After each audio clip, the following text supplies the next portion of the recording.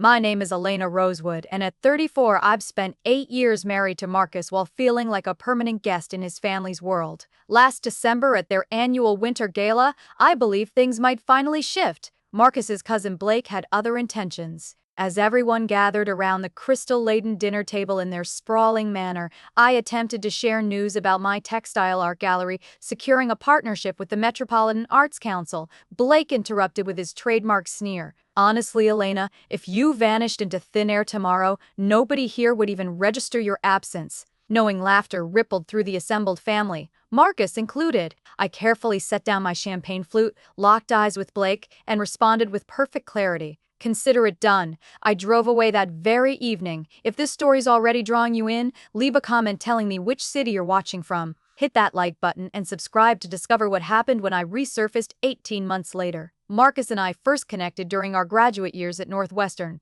I was pursuing my master's in textile arts while working nights at an upscale wine bar to cover expenses. He was completing his MBA, entirely bankrolled by his family's generosity. Our paths crossed when he wandered in after midnight, seeking refuge from exam stress, and we started discussing the poetry book I kept behind the bar. Our courtship felt like a fairy tale. Within 4 months, we were practically inseparable. By graduation, he proposed with a diamond that cost more than my graduate school loans combined. His confidence and intellect swept me away, along with what seemed like authentic affection. When we married the following spring, I imagined I was gaining not just a life partner, but an entire extended family. The Hartwell clan embodied everything my own family wasn't: wealthy, influential, and bound together in their particular way. William, Marcus's father, had built a prestigious architectural firm from nothing. Catherine, his mother, orchestrated their social calendar with military precision while chairing 4 cultural foundations.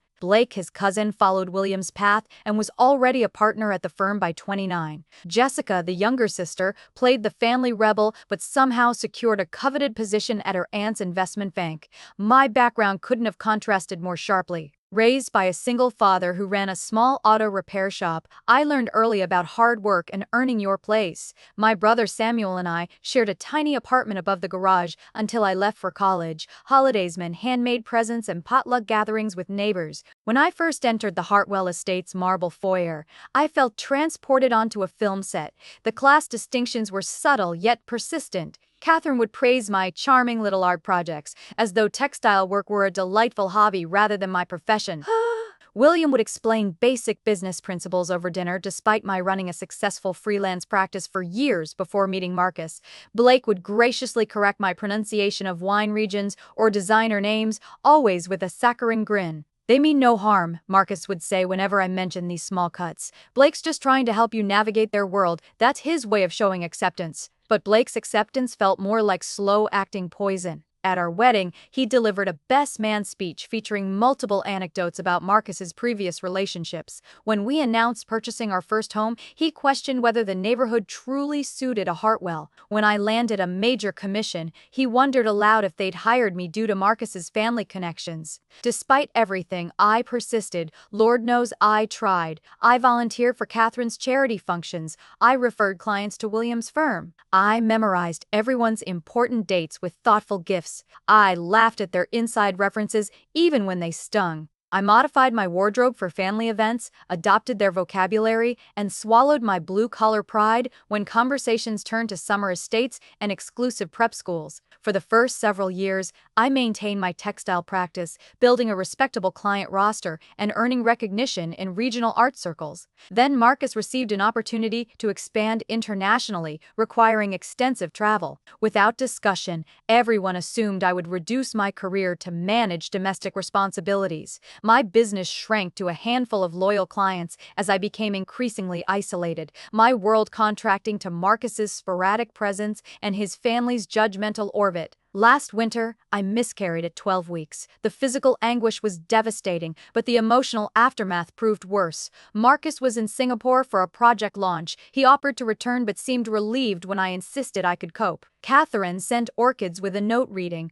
"Perhaps this timing is fortuitous until you're more established." Blake suggested that stress from trying to maintain your little hobby might have contributed. Only Samuel came to stay, bringing homemade casseroles and sitting through my tear-filled nights. The contrast between his genuine care and my in-laws' clinical detachment shattered something fundamental within me. But I buried it deep, another disappointment to absorb for the sake of family harmony. By the time their annual winter gala arrived, I had become a shadow of myself. My textile work felt mechanical, my friendships had withered, and my marriage increasingly resembled performance art. Still, I clung to fragile hope that circumstances could improve, that I might somehow earn genuine acceptance from the family I'd married into 8 years ago. The Hartwell Winter Gala was a social institution. Catherine spent months coordinating the menu, William showcased his wine collection, and dozens of family friends and business partners mingled throughout their impeccably decorated mansion.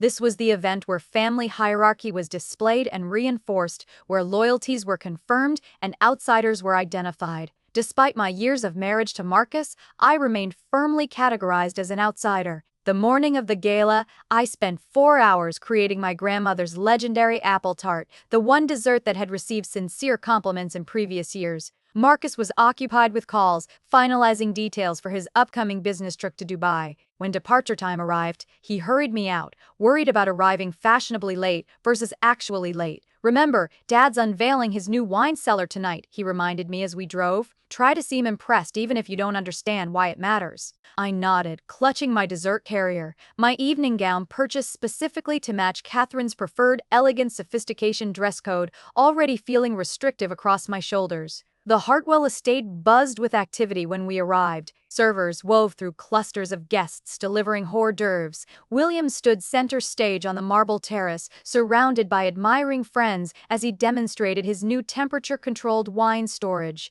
Catherine glided between conversation groups, her laughter chiming like expensive crystal. "Elena!" Blake called out, spotting us as we entered through the garden doors. He air-kissed Marcus, then gave me a quick assessment. "That dress is so festive!" "The kitchen's rather crowded, but I'm sure you can find somewhere to put your contribution." He whisked Marcus away before I could respond, linking arms and launching into a story about encountering their college professor. I stood alone, dessert in hand, scanning the reception for a welcoming face. I made my way to the kitchen, where Catherine was directing catering staff with precise instructions. "Oh, Elena dear," she said, noticing me hovering in the doorway, "you needn't have brought anything. We have the patisserie handling all desserts." She gestured vaguely toward the pantry. "But how thoughtful! Perhaps store it there for now." I placed my tart on a shelf already crowded with other contributions from guests deemed unworthy of display. As I exited the kitchen, I overheard Catherine instructing a server to create space for Blake's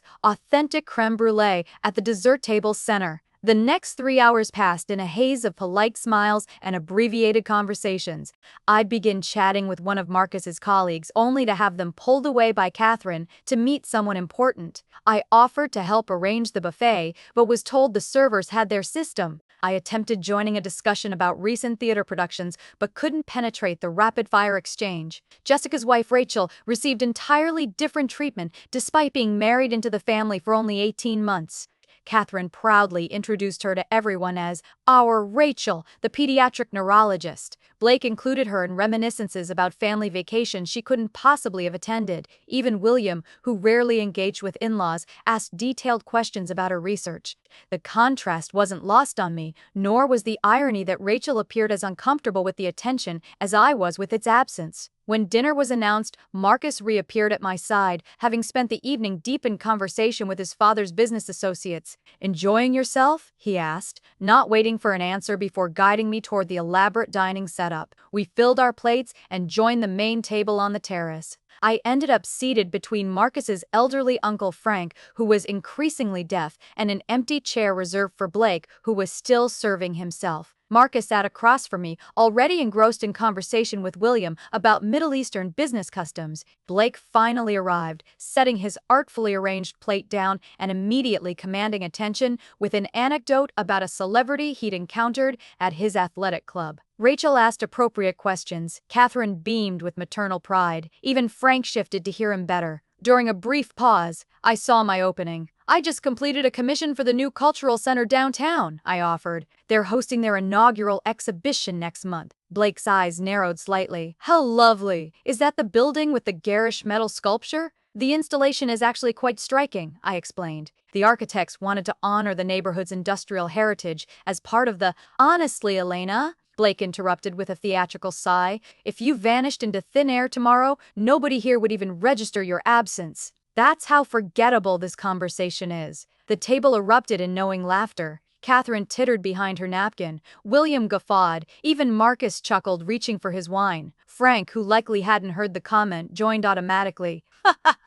Laughter surrounded me like ice water, shocking my system. I felt simultaneously hypervisible and completely invisible. My face burned while my hands turned cold. In that moment, 8 years of accumulated slights crystallized into perfect clarity. I didn't weep. I didn't storm off. I didn't create a scene that would later be retold as evidence of my emotional instability. Instead, I raised my water glass in a mock toast, met Blake's gaze directly, and said clearly, "Consider it done." Brief, confused silence fell over the table. Blake's smile faltered slightly. Marcus looked between us, sensing something had shifted but unable to identify what. Then Catherine chirped, "Who's ready for William to present the wine selection?" And the moment passed. For the remainder of the evening, I observed rather than participated. I watched how effortlessly they all moved through their world of assumed privilege and belonging.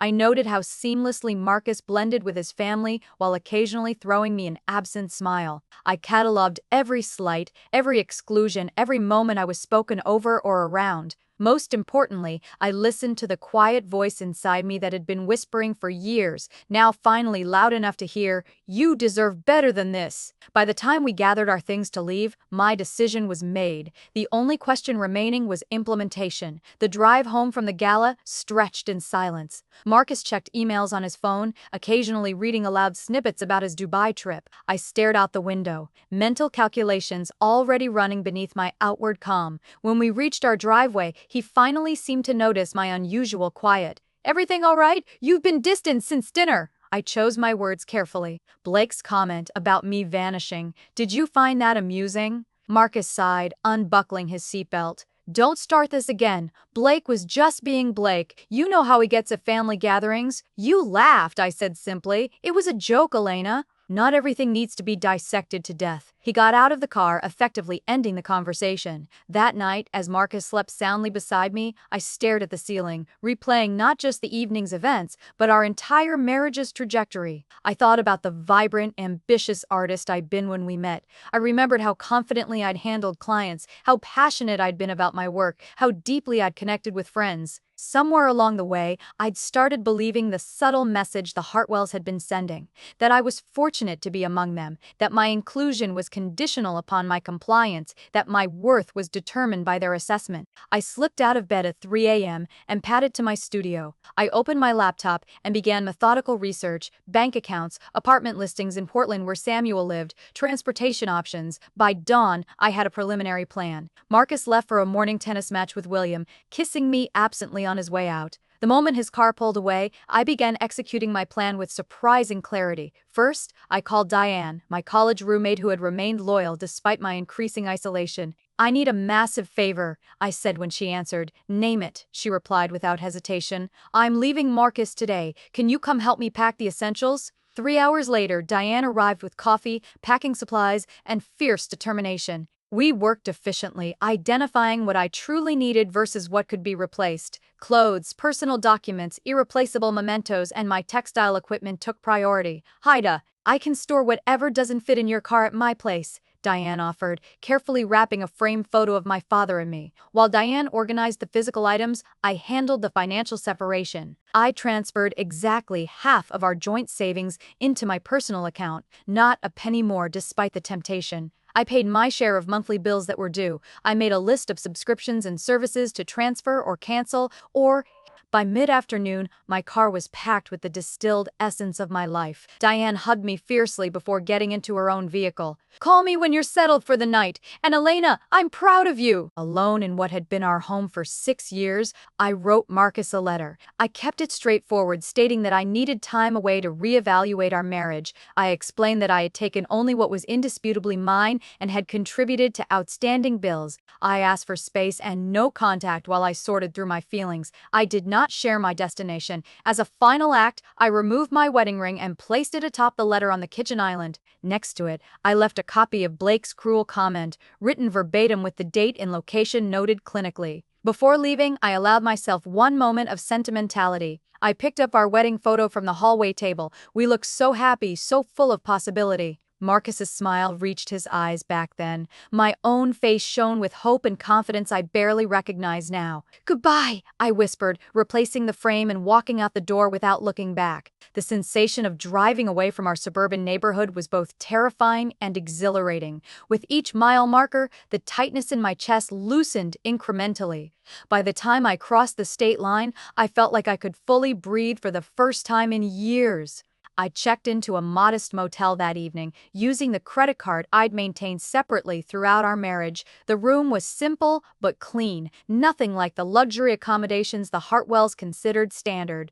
After confirming my safe arrival to both Diane and Samuel, I turned off my phone. Marcus would be home by now, finding an empty closet and my letter. The thought brought neither satisfaction nor guilt, only a strange numbness. In the quiet anonymity of the motel room, I curled under unfamiliar blankets and fell into the deepest sleep I'd had in months. Morning brought the first wave of messages when I briefly turned on my phone. Marcus's communications evolved exactly as I'd expected. Confusion, then irritation, then concern, then anger. "Where are you? Call me. This is ridiculous. Come home so we can talk. Your father is worried. At least let him know you're safe. You're being incredibly selfish right now. I have the Dubai trip in 5 days. Fine, take your space. We'll talk when I get back." Not once did he mention Blake's comment or his laughter. Not once did he acknowledge any understanding of why I might have left. I sent a brief text to my father assuring him of my safety but requesting privacy. Then, I turned off my phone again and opened my laptop to search for longer-term accommodations in Portland.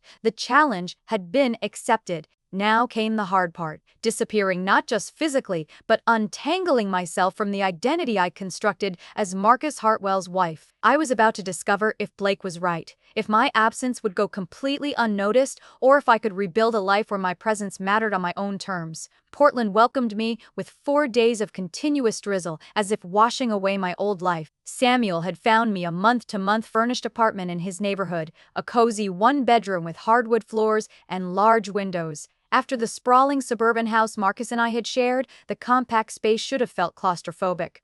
Instead, it felt like a protective cocoon. "The building's nothing special," Samuel apologized, as he helped me carry in my limited belongings. "But the location is perfect, and the landlord doesn't ask too many questions." "It's ideal," I assured him, running my hand along the worn but solid kitchen counter. "It's completely mine." That first week passed in a blur of practical arrangements. I opened a new bank account at a local credit union. I set up mail forwarding through Diane, rather than leaving a direct trail. I purchased a new phone with a Portland area code. I created updated profiles on freelance art platforms, carefully curating my portfolio to remove work connected to Marcus's network. Marcus's messages continued, transitioning from anger to bargaining. "Whatever's happening, we can work through it," he wrote. "Just come home." I maintained my silence, not out of cruelty but self-preservation. Every time I considered responding, I remembered the laughter around that dinner table, the years of subtle diminishment, the gradual erosion of my identity. Blake posted a passive-aggressive Instagram story 2 weeks after my departure. "Family bonds are everything. You can't control who stays and who goes." The comments filled with heart emojis from various Hartwell connections. Marcus's mother called my father, expressing theatrical concern while fishing for information. Jessica's wife Rachel sent a tentative text, "If you ever want to talk, I'm here." I responded to none of them. Instead, I focused on rebuilding. Diane shipped the remainder of my belongings in unmarked boxes. I found a therapist specializing in family dynamics and marital trauma, scheduling weekly sessions that often left me emotionally drained but incrementally stronger. "What Blake said at the gala," Dr. Martinez commented during our third session, "that wasn't the cause of your departure, it was the catalyst." "The final straw," I agreed. "Tell me about the first straw," she prompted. That question unlocked a flood of memories, subtle digs disguised as helpful advice, achievements minimized, opinions dismissed, all while Marcus stood by, not malicious but complicit in his silence. By month 2, I had secured 4 steady design clients through online platforms. The work wasn't particularly creative, mostly formatting digital publications and designing social media graphics, but it paid the bills. More importantly, each completed project rebuilt my professional confidence. One rainy Tuesday, I walked into a local cafe and noticed a striking fiber art installation on the wall. The barista saw me admiring it. "Beautiful, right?" "The owner commissioned it from a local artist," she explained while preparing my coffee. "She's actually looking for someone to redesign our branding and promotional materials." An hour later, I was sitting with Helena Morrison, the 50-something owner, with silver-streaked hair and a straightforward manner I found immediately refreshing. "I don't care about your resume," she said, waving away the portfolio I'd pulled up on my tablet. "Show me your personal work, the stuff you create because you can't not create it." I hesitated, then navigated to a folder I'd barely opened in years. These were pieces I'd created for myself, experimental, sometimes impractical, but authentically mine. Helena studied them in silence, occasionally zooming in on details. "You've been hiding," she finally said, looking up with sharp green eyes. "These are exceptional, really exceptional, but recent? No." I admitted I hadn't done work like this in years. Why not? The question was simple but struck like a physical blow. I found myself telling Helena an abbreviated version of my story, the creative passion I'd once had, the gradual sublimation of my style to suit the Hartwell aesthetic, the slow surrender of my artistic voice. Helena listened without interruption, then nodded once. "You're hired for the branding project, but on one condition." "What's that?" "You create one personal piece, something purely your own, every week. Bring it when we meet. I don't care if it's good or finished. I care that you're finding your voice again." Helena became more than a client. She became a mentor, pushing me to reclaim my creative courage with blunt feedback and unexpected encouragement. Through her, I connected with other local business owners needing design work. My calendar slowly filled with projects that engaged rather than depleted me. Meanwhile, Marcus's attempts at contact became less frequent.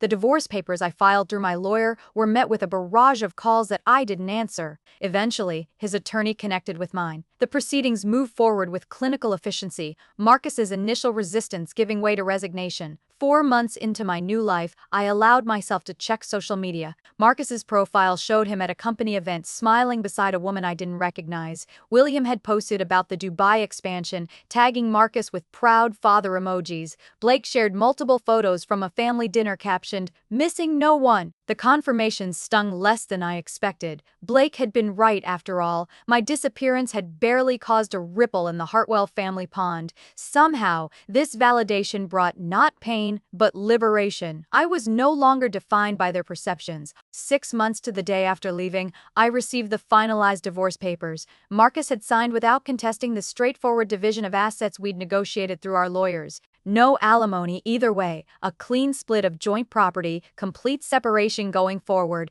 His only personal communication was a brief note, "I still don't understand, but I won't fight you anymore." That evening, I stood in front of my bathroom mirror and cut my hair, shedding the long style Marcus had always preferred for a modern pixie cut that framed my face. The woman who stared back seemed both familiar and new, thinner perhaps, with faint lines around her eyes, but with a clarity of gaze I hadn't seen in years. By month 8, my design business had expanded enough to require a small workspace outside my apartment. I rented a desk in a cooperative creative studio, surrounded by other independent artists and entrepreneurs. For the first time since college, I had colleagues who valued my input and challenged my ideas on equal footing. When the anniversary of my departure approached, I no longer needed to check social media to know what the Hartwells were doing. They had receded from my daily thoughts, becoming characters in a story I'd lived through, rather than active presences in my life. Meanwhile, my new world continued expanding. A branding project for a local sustainable fashion company won regional recognition. My redesign of Helena's Cafe attracted attention from a design magazine. A comment I made during a textile workshop led to an invitation to speak at a creative conference. 1 year after Blake's fateful comment, I was no longer invisible. I had built a life where my presence was not only noticed but valued, where my voice was heard rather than interrupted, where my contributions were recognized rather than dismissed. The challenge had been met, but the story wasn't over yet. The email from Meridian Creative arrived exactly 52 weeks after the gala that changed everything. The subject line was innocuous: "Seeking designer for national campaign." But the content sent a jolt through my system. "Your work for Cascade Sustainable Fashion caught our attention. We're developing a campaign for Pinnacle Consumer Products and believe your aesthetic would be perfect for the project. Initial meeting next week if interested." Pinnacle Consumer Products was a subsidiary of Hartwell Architecture Group, Williams' company. The coincidence seemed too precise to be accidental. I called Helena, who had become my sounding board over the past year. "It could be completely legitimate," she reasoned after I explained the connection. "Your Cascade campaign was featured in 3 industry publications." "But the timing is suspicious," I finished. "The question isn't whether they know who you are," Helena said pragmatically.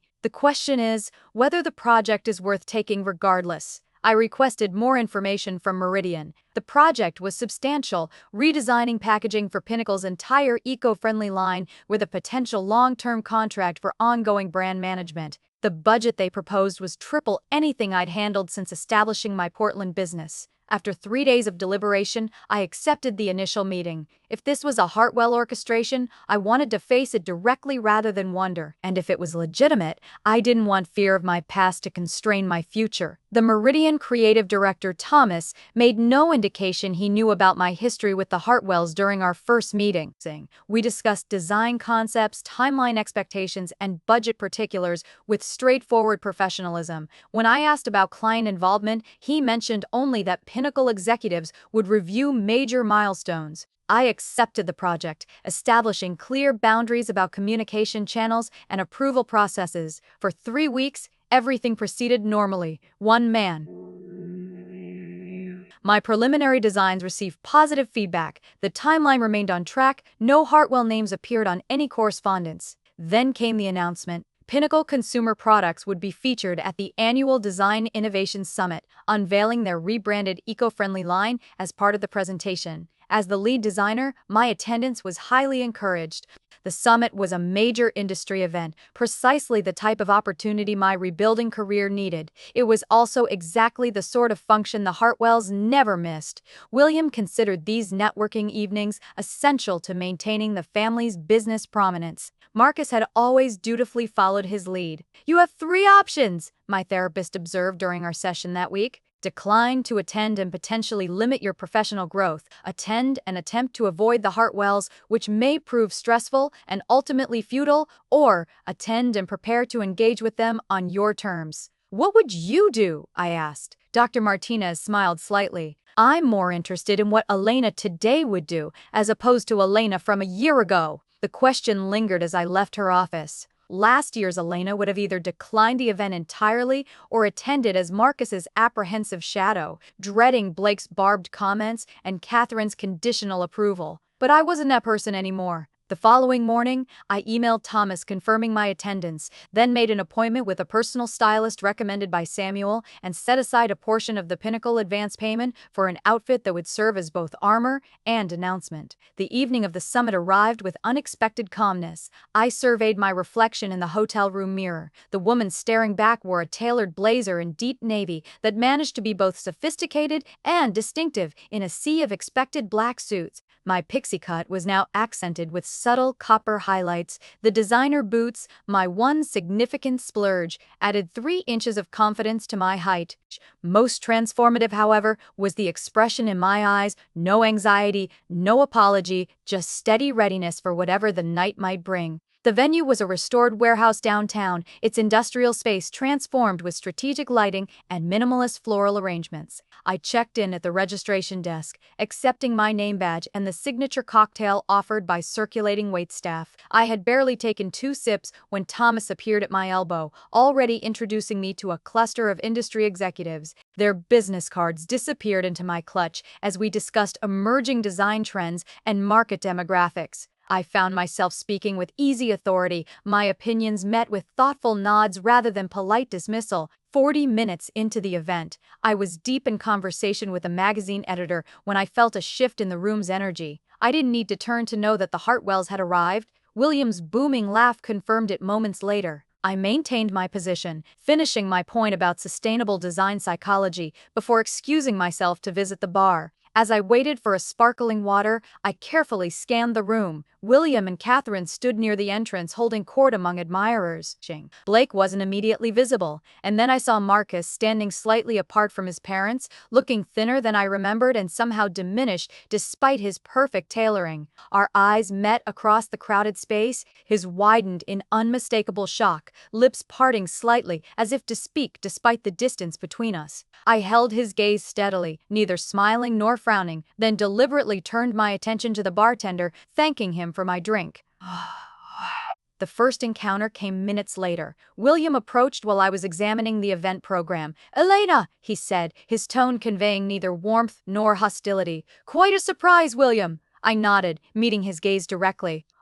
I'm the lead designer for Pinnacle's eco-friendly rebrand." He blinked, momentarily disconcerted by my calm demeanor. I hadn't made the connection. Their creative is being handled externally through Meridian. Yes, I'm working with Thomas's team. The preliminary market testing has been quite positive. I spoke as I would to any client's executive professional and assured. "I see." He seemed to reassess me, noting the changes a year had brought. "Your work has evolved since you left." "Not evolved," I corrected with a small smile. "Returned to its authentic direction." William shifted uncomfortably. "Catherine is here somewhere. I'm sure she'd want to say hello." "Of course," I replied, neither encouraging nor discouraging the prospect. As William moved away, presumably to report his discovery to the family, I rejoined the Meridian team, seamlessly integrating into their conversation about upcoming presentation logistics. From the corner of my eye, I could see the ripple effect as William spoke to Catherine, whose perfectly maintained composure slipped momentarily as she sought me in the crowd.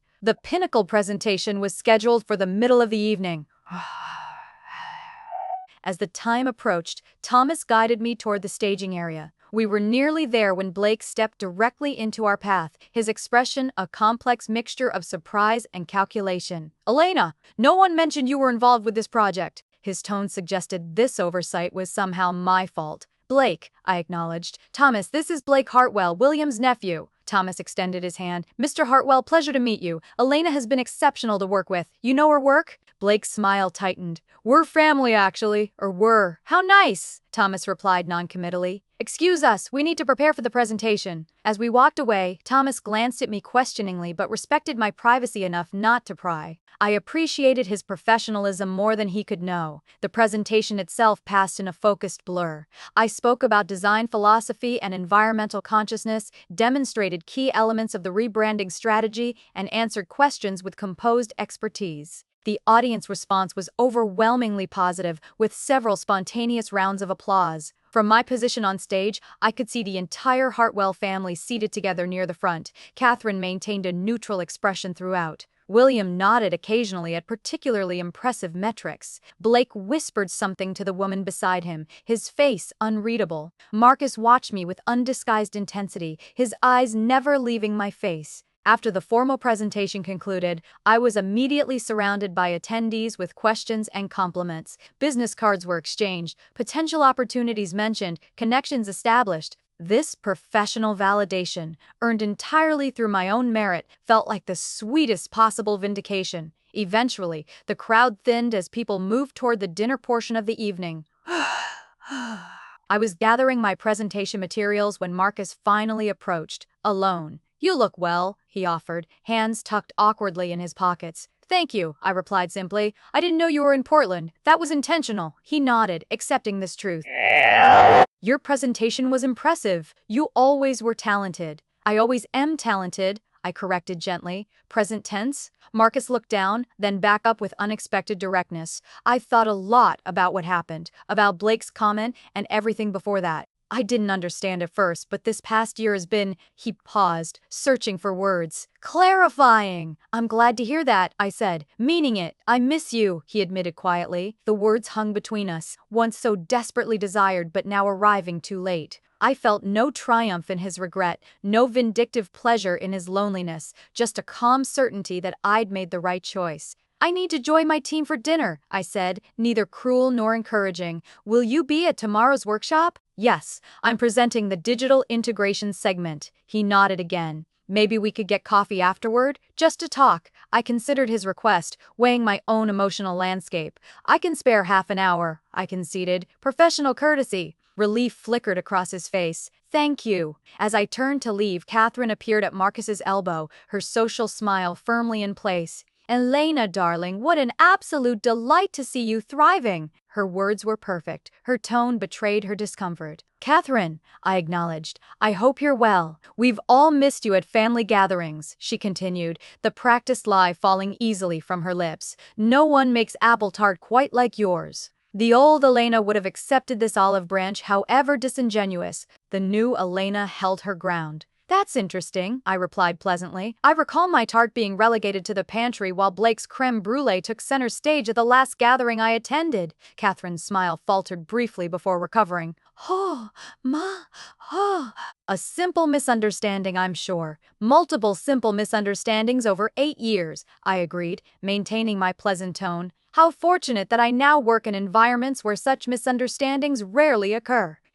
Before Catherine could respond, the event coordinator announced dinner seating. I excused myself with polite finality, joining the Meridian team at their assigned table across the room from the Hartwells. The remainder of the evening passed without further direct interaction, though I occasionally caught Marcus watching me from afar. As the event concluded, I declined the team's invitation for after-party drinks, preferring the quiet completion of returning to my hotel room alone. In the tranquil privacy of my room, I kicked off my designer boots and stood at the window overlooking the glittering city. The confrontation I'd half-dreaded for months had come and gone, leaving me not depleted but strengthened.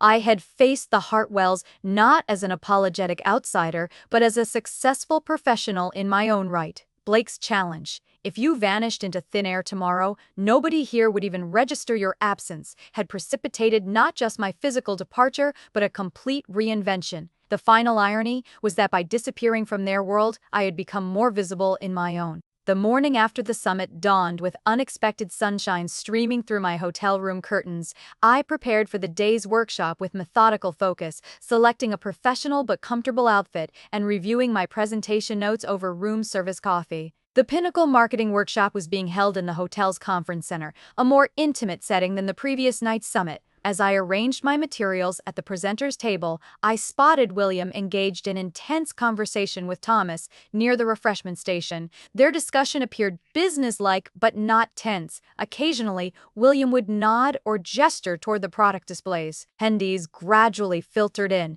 networking over pastries and coffee before finding seats. I was reviewing my slide deck one final time when Blake entered, scanning the room with calculated casualness until his gaze landed on me. After a moment's hesitation, he approached, coffee cup clutched perhaps too tightly. "Good morning," he offered, his tone carefully neutral. "Thomas speaks very highly of your work." "Thomas is an excellent creative director," I replied. "The entire Meridian team has been exceptional." Blake shifted his weight slightly. "I didn't realize you'd established yourself in Portland. Your presentation last night was impressive." Coming from Blake, this reluctant acknowledgement was practically effusive praise. I thanked him with simple courtesy, neither overreacting to the compliment nor dismissing it. "Father is considering bringing the entire Pinnacle account in-house after this campaign," he continued, watching me closely. "He's been impressed with the direction." I understood the subtext immediately. If Pinnacle became a direct Hartwell client, my work would either disappear or be attributed to their in-house team. The old insecurity flickered briefly before I extinguished it. "That would be William's prerogative as Pinnacle's parent company," I said evenly. "However, Meridian has contractual provisions regarding creative attribution that are quite specific. Thomas is particularly careful about protecting his designer's work." Blake's expression tightened almost imperceptibly. Before he could respond, the workshop facilitator called for everyone to take their seats. Our conversation ended with mutual professional nods, a far cry from our last interaction over dinner and cruel jokes. The morning sessions proceeded efficiently, with presentations on market analysis and consumer demographics. My segment on digital integration strategies was scheduled just before the lunch break. As I took the podium, I noticed Marcus slipping into the back of the room, clearly having timed his arrival for my presentation. I delivered my content with confident expertise, demonstrating how the packaging designs incorporated QR codes and seamlessly connected to the broader digital ecosystem. The question period afterward was lively, with engaged participants and thoughtful discussion. When William himself asked about implementation timelines, I answered with specific benchmarks already agreed upon with the Pinnacle team. As attendees broke for lunch, Marcus made his way toward me, but was intercepted by a Pinnacle executive with urgent questions. I used the opportunity to step outside for fresh air, needing a moment away from the Hartwell gravitational pull. The hotel's rooftop garden provided a quiet respite. I had just settled on a bench when Catherine appeared on the pathway, her expression suggesting our meeting wasn't accidental. "You've always had excellent timing for escapes," she observed, smoothing her skirt as she sat beside me uninvited. "I prefer to call it recognizing when I need space," I replied. Catherine studied me with new attention. "You've changed." "I've reverted," I corrected, "to the person I was before I started trying to fit into spaces that weren't designed for me." She sighed lightly. "Families are complicated, Elena, especially established ones like ours. There are expectations, traditions, ways things have always been done." "I'm aware. I spent 8 years observing those traditions, 8 years trying to meet those expectations." "Perhaps we weren't always as welcoming as we could have been," Catherine conceded, the closest thing to an apology I'd ever heard from her. "But disappearing without a word was rather dramatic, don't you think?" I turned to face her directly. "I left a detailed letter for Marcus. I ensured all financial obligations were properly handled. I made a clear adult decision to remove myself from a situation that had become harmful to my well-being. There was nothing dramatic about it." "Marcus was devastated," she countered. "Marcus was inconvenienced," I corrected gently. "There's a difference." Catherine's perfectly maintained facade cracked slightly. "You have no idea what this past year has been like for him, for all of us." "You're right," I acknowledged. "Ha! Just as you have no idea what the previous 8 years were like for me." We sat in tense silence for a moment before I continued. "But I'm not interested in exchanging pain metrics, Catherine. That's not why I'm here. I'm here because I'm good at what I do, and my work has value to Pinnacle's campaign." Something shifted in Catherine's expression, not quite respect, but perhaps a new awareness. "You always were stubborn." "Determined," I countered with a small smile. Another distinction worth noting. As we headed back toward the conference center, Catherine asked an unexpected question. "Will you be at the closing dinner tonight?" "Yes, Meridian has a table." She nodded thoughtfully. "The duck is usually excellent." It was such a normal, mundane observation, the kind mothers-in-law typically share with daughters-in-law, that it momentarily disoriented me. I murmured agreement as we rejoined the workshop, separating to our respective tables. The afternoon sessions focused on implementation strategies. I participated actively but maintained professional distance, neither seeking nor avoiding the Hartwells. As the workshop concluded, Marcus finally managed to approach me directly. "Still up for coffee?"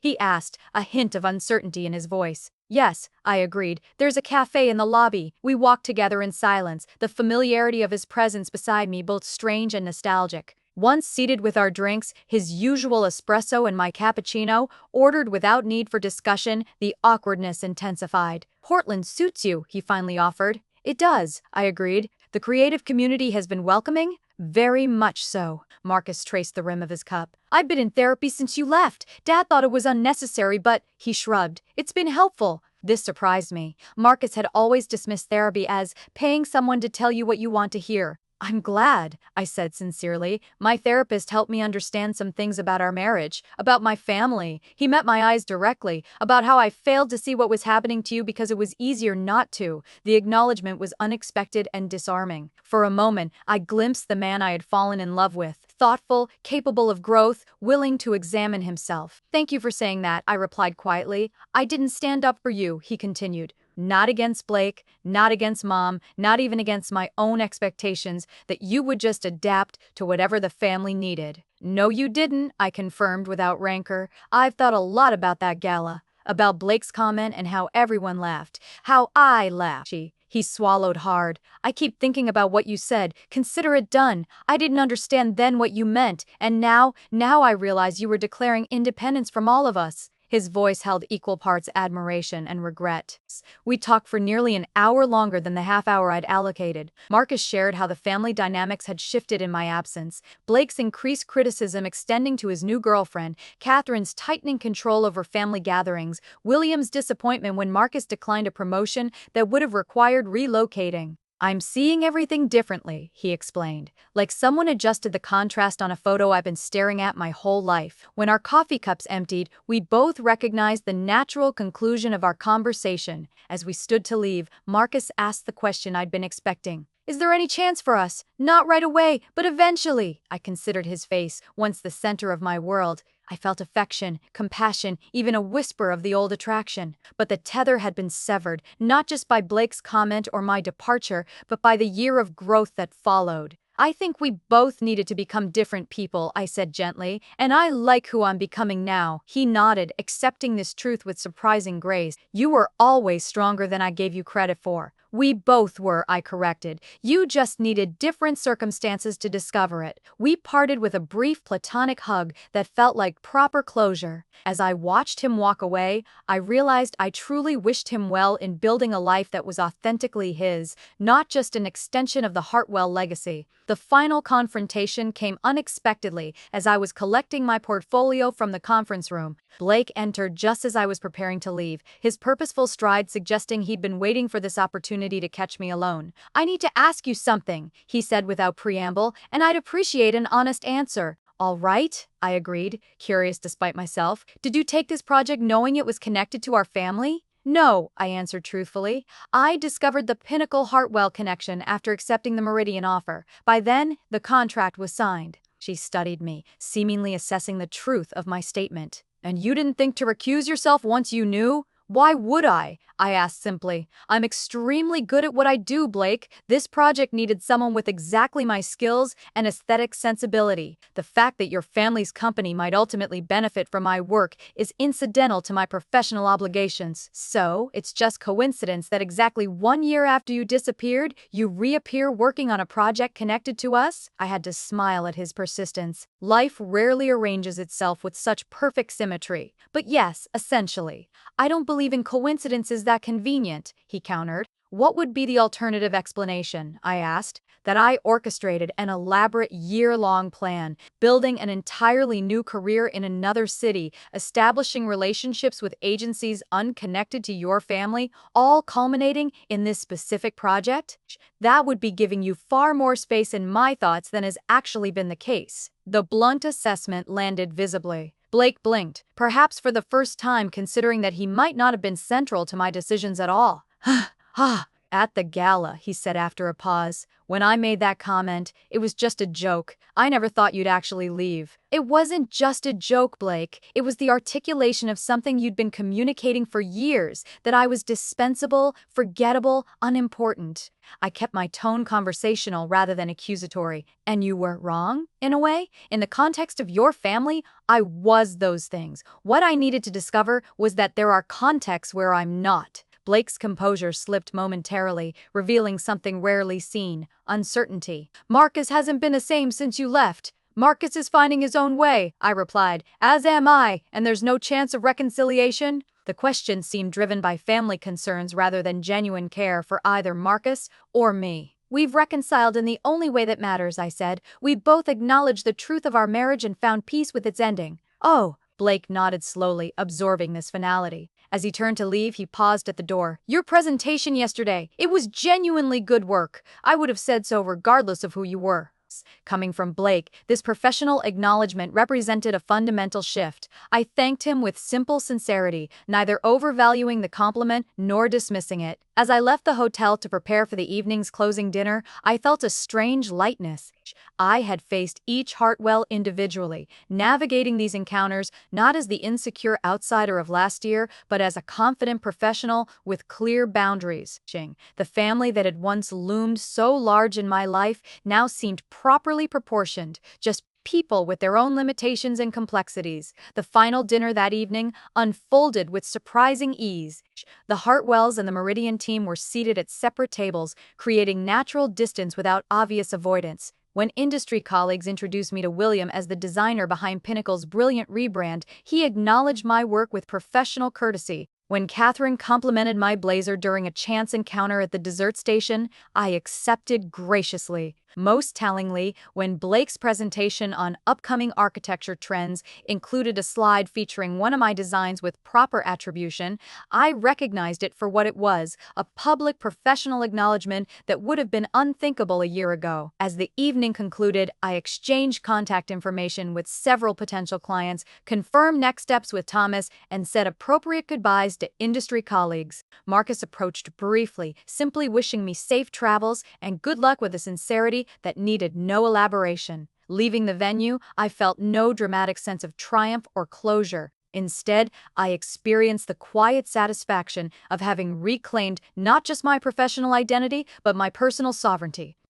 The Hartwells were now simply people I had once known intimately who now occupied appropriate space in my past rather than outsized significance in my present. Blake's challenge, if you vanished into thin air tomorrow, nobody here would even register your absence, had been not just accepted, but transcended. I had disappeared from their world, only to reappear, transformed in my own. 1 month after the design conference, I sat across from Helena at our regular corner table in her cafe. Portland rain tapped gently against the windows, creating a cozy backdrop for our conversation. "Oh! So the Pinnacle campaign officially launches next week," Helena noted, refilling my cup from the ceramic pot between us. "That must feel satisfying after everything." "It does," I agreed. "Thomas called yesterday to say early retailer response has been overwhelmingly positive. They're already discussing extending the rebrand to additional product lines." "And the Hartwell connection?" I considered the question thoughtfully. "It's become professionally cordial. Williams' design director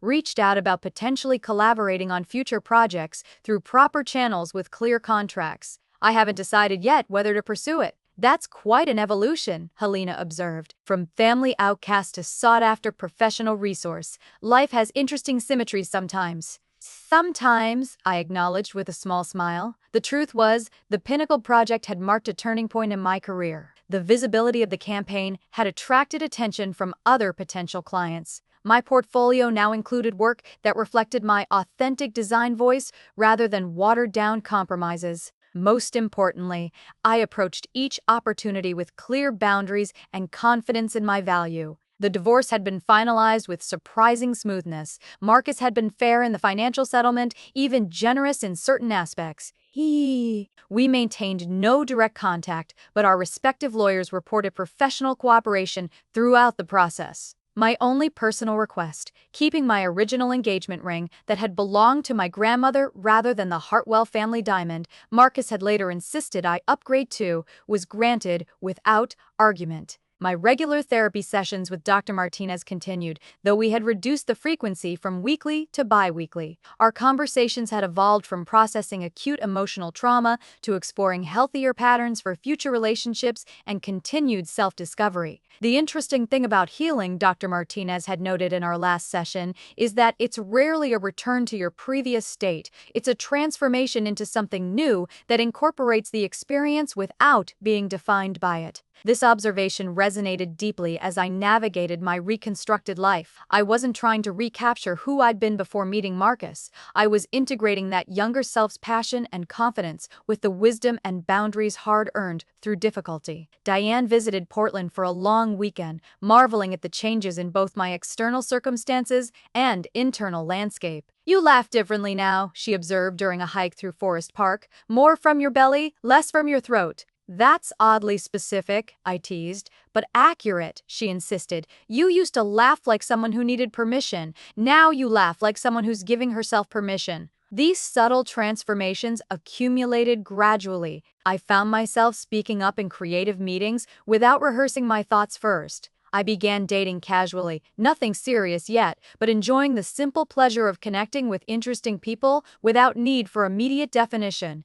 I joined a community garden and discovered unexpected joy in growing tangible, living things. An unexpected development came in the form of a friendship with Rachel, Jessica's wife. She reached out via professional email, ostensibly to inquire about design services for a pediatric clinic she volunteered with. Our initial coffee meeting evolved into genuine connection based on shared experiences as Hartwell outsiders and mutual professional respect. Blake is actually taking anger management classes, Rachel revealed during one of our lunch meetings. He's engaged and determined not to repeat family patterns. The news surprised me, not just the engagement, but Blake's self-awareness. That's encouraging, I said. People can change when properly motivated. The family dynamic shifted after you left, Rachel observed, made some things visible that had been conveniently ignored. Whether my departure had been catalyst or merely coincidence, I took no particular credit for these evolutions. The Hartwell's journey was their own, just as mine was mine. 6 weeks after the design conference, I was selecting flowers at a farmer's market when I heard a familiar voice. Blake stood at the next stall, examining artisan honey, his engagement ring catching the afternoon light. Our eyes met with mutual recognition. After a moment's hesitation, he approached. "Elena, I didn't know you shopped here." "Every Saturday," I confirmed. "They have the best sunflowers in the city." The awkwardness between us was palpable but not hostile. We exchanged brief pleasantries about the market, the weather, the upcoming product launch. Then Blake surprised me with unexpected directness. "I've been thinking about what you said at the conference, about contexts where you're dispensable versus valued." He adjusted his back uncomfortably. "I'm discovering something similar in preparing for marriage. Everyone has advice about who I should become, how I should change. It's illuminating. Contexts shape us," I acknowledged, "but they don't have to define us." Blake nodded thoughtfully. "The anger management class. Rachel probably told you about it. It's helping me recognize some patterns, things I never questioned because they were just normal in our family." I heard the unspoken comparison to my own journey of recognition and separation. "Self-awareness is powerful," I offered. "Yes," he hesitated, then added with uncharacteristic vulnerability, "I don't want my future spouse to ever feel like they need to disappear to be seen." The admission revealed deeper reflection than I would have credited Blake with a year ago. I didn't offer easy absolution. Our history was too complex for that, but I did offer simple human acknowledgement. That's a good place to start. We parted with no dramatic reconciliation, no promises of future connection, just a moment of genuine communication between two adults sharing brief intersection in life's journey. Walking home with my market purchases, I reflected on the strange trajectory that had brought me from the Hartwell Gala to this present moment. The challenge Blake had unknowingly set. If you vanished into thin air tomorrow, nobody here would even register your absence, had indeed been the catalyst for profound transformation. I had disappeared from a life where I was diminished, only to reappear in one where I was valued. I had lost a family that required my conformity, only to build a community that celebrated my authenticity. I had abandoned security that came with compromise, embracing instead the uncertain adventure of self-determination. Last week, I had closed on a small cottage near the river, nothing grand by Hartwell standards, but perfectly suited to my needs and purchased entirely through my own earnings. As I arranged my furniture and hung artwork selected solely for my own pleasure, I experienced a profound sense of having created not just a home, but a life, genuinely my own. The greatest irony of Blake's cruel comment was that disappearing had made me more visible than I'd ever been, to colleagues who valued my creativity, to friends who appreciated my authentic self, and most importantly, to myself. The challenge had been not just accepted but transformed into an unexpected gift. That evening, as Portland's skyline glittered against the darkening water, I opened my journal and wrote the reflection that had been forming for months. Sometimes we must disappear from others' narratives to discover our own. The most powerful response to being unseen is not demanding vision from blind eyes, but finding the context where our true selves are not just visible but celebrated. The opposite of disappearing isn't being noticed. It's becoming so fully present in your own life that external validation becomes unnecessary. The woman who had raised a water glass in defiant toast 1 year ago could never have imagined the journey ahead. The woman writing these words could never return to who she had been, and in that transformation lay not tragedy, but triumph, the quiet, sustainable victory of reclaiming one's own life. Have you ever had a moment when someone's cruel words actually pushed you to make a life-changing decision? I'd love to hear your stories in the comments. If this resonated with you, please like, subscribe, and share with someone who might need to hear that sometimes walking away is the strongest move you can make. Thank you for listening to my journey, and remember, your worth is never determined by those who fail to see it.